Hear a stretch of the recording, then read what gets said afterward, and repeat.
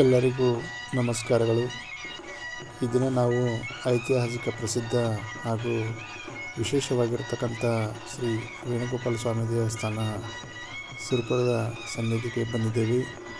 ಬನ್ನಿ, ಸ್ವಾಮಿಯ ವಿಶೇಷತೆಗಳನ್ನು ತಿಳಿದುಕೊಂಡು ಮತ್ತು ಒಳಗಿನ ವಿಶೇಷವಾಗಿರ್ತಕ್ಕಂಥ ಕೆತ್ತನೆಗಳನ್ನು ವೀಕ್ಷಣೆ ಮಾಡಿ ಸ್ವಾಮಿಯ ದರ್ಶನ ಆಶೀರ್ವಾದವನ್ನು ಪಡೆದುಕೊಳ್ಳೋಣ.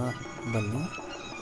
ಜೊತೆಗೇ ಶ್ರೀಧರ್ ಮಸ್ಕಿ ನಮ್ಮೂರ ವಿಶೇಷ ಎನ್ನುವಂತಹ ಯೂಟ್ಯೂಬ್ ಚಾನಲನ್ನು ಸಬ್ಸ್ಕ್ರೈಬ್ ಮಾಡಿ ಪ್ರೋತ್ಸಾಹ ನೀಡಿ ಅಂಥೇಳಿ ತಮ್ಮಲ್ಲಿ ಕೇಳಿಕೊಳ್ಳುತ್ತಾ, ನೋಡಿ, ಒಳ ಪ್ರಾಂಗಣದಲ್ಲಿರುವಂತಹ ವಿಶೇಷವಾಗಿರ್ತಕ್ಕಂಥ ಕೆತ್ತನೆಗಳನ್ನು ತಾವೀಗ ನೋಡ್ತಾ ಇದ್ದೀರಾ.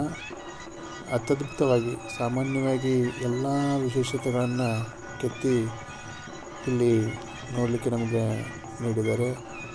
ಈ ವಾಸ್ತವವಾಗಿ ಆಗಿನ ಎಲ್ಲ ಪರಿಸ್ಥಿತಿಗಳನ್ನು ಇಲ್ಲಿ ಕೆತ್ತನೆ ಮಾಡುವುದರ ಮುಖಾಂತರ ಇಲ್ಲಿ ತಿಳಿಸಿಕೊಟ್ಟಿದ್ದಾರೆ. ಇಂಥ ವಿಶೇಷ ಕೆತ್ತನೆಗಳನ್ನು ನೋಡಿ ವಿಶೇಷ ಆನಂದವನ್ನು ಪಡೆದುಕೊಳ್ಳೋಣ. ಮುಂದುವರಿದು ಹಂಸದ ಚಿತ್ರ, ರಂಗೋಲಿ ಚಿತ್ರ ಮತ್ತು 2 ಮಂಗಗಳಲ್ಲಿ 4 ಮಂಗಗಳ ರೂಪವನ್ನು ಕೊಟ್ಟಿರುವಂತಹ ಚಿತ್ರ ಹಾಗೂ ವಿಶೇಷವಾಗಿರ್ತಕ್ಕಂಥ ನಾಗಚಿತ್ರಗಳು ಹಾಗೂ ಋಷಿಮುನಿಗಳ ಚಿತ್ರ ಮತ್ತು ಹಾವಿನ ಚಿತ್ರ, ಆನೆಯ ಚಿತ್ರ, ಹೀಗೆ ಹಲವಾರು ವೈಶಿಷ್ಟ್ಯ ತುಂಬಿರುವಂತಹ ಕೆತ್ತನೆಗಳನ್ನು ಈ ಪ್ರಾಂಗಣದ ಒಳಪ್ರಾಂಗಣದಲ್ಲಿ ಕೆತ್ತನೆ ಮಾಡಿ ನೋಡುಗರ ಕಣ್ಮನವನ್ನು ಸೆಳೆಯುವಂತೆ ಈ ದೇವಸ್ಥಾನವನ್ನು ಅಭಿವೃದ್ಧಿಪಡಿಸಿ ಮತ್ತು ವಿಶಿಷ್ಟವಾಗಿ ಕೆತ್ತನೆಗಳನ್ನು ರೂಪಿಸಿ ಈ ದೇವಸ್ಥಾನಕ್ಕೆ ಅರ್ಪಣೆ ಮಾಡಲಾಗಿದೆ.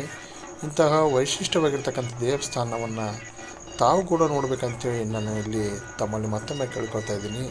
ಹಾಗೆಯೇ ಮುಂದುವರೆದಿರುವಂತಹ ಕೆತ್ತನೆಗಳನ್ನು ಕೂಡ ನೋಡೋಣ ಬನ್ನಿ. ಇಲ್ಲಿ ನೋಡಿ, ಸೀತೆಯ ವೈಭವೀಕರಣಗೊಳ್ಳುವಂತಹ ಚಿತ್ರವನ್ನು ಕೂಡ ಇಲ್ಲಿ ಬಿಡಿಸಿದ್ದಾರೆ. ನಮಗೆ ಮನಸೂರೆಗೊಳ್ಳುವಂತೆ ಜೊತೆಗೆ ನವಿಲುಗಳ ಚಿತ್ರ ಹಾಗೂ ವೈಶಿಷ್ಟ್ಯಪೂರ್ಣವಾಗಿ ವಿಶೇಷವಾಗಿರ್ತಕ್ಕಂಥ ಎಲ್ಲ ಕೆತ್ತನೆಗಳಲ್ಲಿ ಕೆತ್ತಿ ನೀಡಿರ್ತಕ್ಕಂಥದ್ದು ಭಾಳ ವಿಶೇಷ. ಬನ್ನಿ, ತಾವು ಕೂಡ. ಇನ್ನೊಂದು ಅಚ್ಚರಿಯ ವಿಷಯವೇನಂತ ಹೇಳಿದರೆ, ವೇಣುಗೋಪಾಲ ಸ್ವಾಮಿಯ ಪ್ರಾಂಗಣದಲ್ಲಿರುವಂತಹ ಕಂಬಗಳು, ಪ್ರತಿಯೊಂದು ಕಂಬನೂ ವಿಶೇಷವಾಗಿ ಮತ್ತೆ ಪರಿವರ್ತನೆ ಒಂದೇ ಥರನಾಗಿ ಆ ಕಂಬಗಳು ಇರುವುದಿಲ್ಲ. ಎಲ್ಲ ಕಂಬಗಳಲ್ಲಿ ಕೂಡ ವಿಶೇಷತೆಯನ್ನು ತೋರ್ಪಡಿಸಿ ಈ ಕಂಬದ ವೈಶಿಷ್ಟ್ಯತೆಯನ್ನು ಮತ್ತು ಮೆರುಗನ್ನು ಈ ದೇವಸ್ಥಾನಕ್ಕೆ ಹೆಚ್ಚಿಸಿದ್ದಾರೆ. ಬನ್ನಿ, ಗೋಡೆಗಳ ಮೇಲಿರುವಂತಹ ಇನ್ನೊಂದು ವಿಶೇಷವಾಗಿರ್ತಕ್ಕಂಥ ಚಿತ್ರವನ್ನು ನೋಡೋಣ. ನೋಡಿ, ಪ್ರಥಮದಲ್ಲಿ ಆನೆ ಮತ್ತು ಎತ್ತುಗಳ ಒಂದೇ ಮುಖದಲ್ಲಿ ಬರುವಂತೆ ಇಲ್ಲಿ ಕೆತ್ತನೆ ಮಾಡಿದ್ದಾರೆ. ನೋಡಿ, ಈಗ ಹಿಡಿದ್ರೆ ನಮಗೆ ಎತ್ತು ಗೋಚರ ಆಗುತ್ತೆ, ಅದನ್ನೇ ಇಲ್ಲಿ ತೆಗೆದು ಈಗ ಇಟ್ಟರೆ ನಮಗೆ ಆನೆ ಗೋಚರ ಆಗುತ್ತೆ. ಇಂಥ ಒಂದೇ ಮುಖದಲ್ಲಿ 2 ಜೀವಿಗಳನ್ನು ತೋರ್ಪಡಿಸಿರುವಂಥ ಚಿತ್ರ. ಹಾಗೆ ವೇಣುಗೋಪಾಲ ಸ್ವಾಮಿಯ ಪಕ್ಕದಲ್ಲಿಯೇ ಪಂಚಮುಖ ಹೊಂದಿರುವಂತಹ ಎತ್ತನ್ನು ಕೂಡ ಬಿಡಿಸಿದ್ದಾರೆ. ಹಾಗೆ ಮೇಲ್ಭಾಗದಲ್ಲಿ ಶ್ರೀ ಪಾಂಡುರಂಗನ ದರ್ಶನ, ಲಕ್ಷ್ಮೀ ವೆಂಕಟೇಶ್ವರ ದರ್ಶನ ಮತ್ತು ಇನ್ನಿತರ ವೈಶಿಷ್ಟ್ಯ ದೇವಾನುದೇವತೆಗಳ ಕೆತ್ತನೆಗಳು ಕೂಡ ನಾವಿಲ್ಲಿ ಅತ್ಯಂತ ಸೂಕ್ಷ್ಮವಾಗಿ ಗಮನಿಸಬೇಕು.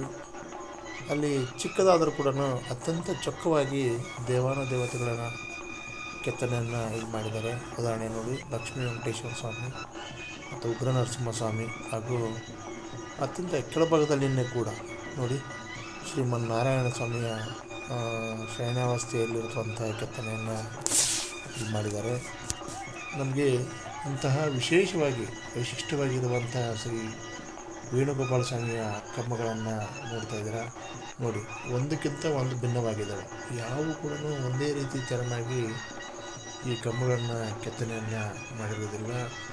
ಪ್ರತಿ ವರ್ಷವೂ ಕೂಡ ವಿಶೇಷವಾಗಿರ್ತಕ್ಕಂಥ ಸಂದರ್ಭದಲ್ಲಿ ಸ್ವಾಮಿಯ ವೈಶಿಷ್ಟ್ಯಪೂರ್ಣವಾಗಿ ಉತ್ಸವ ಕಾರ್ಯಕ್ರಮಗಳು ಕೂಡ ಇಲ್ಲಿ ಜರುಗ್ತಾ ಇದ್ದಾವೆ.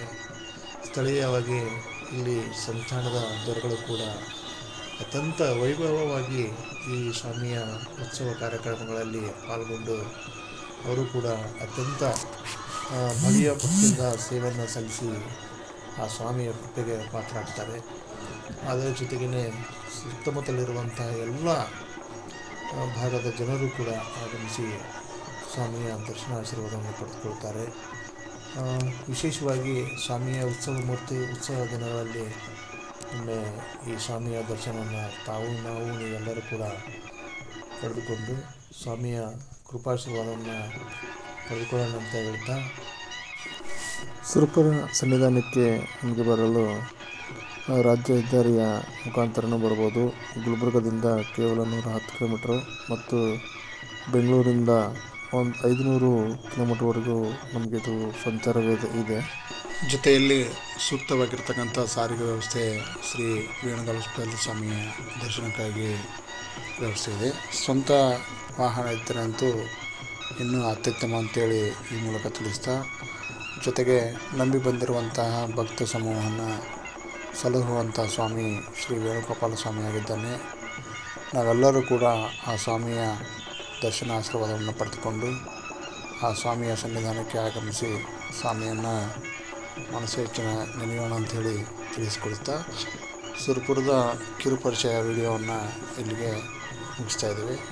ವೀಕ್ಷಣೆ ಮಾಡಿರುವಂಥ ಎಲ್ಲರಿಗೂ ಕೂಡ ಧನ್ಯವಾದಗಳು.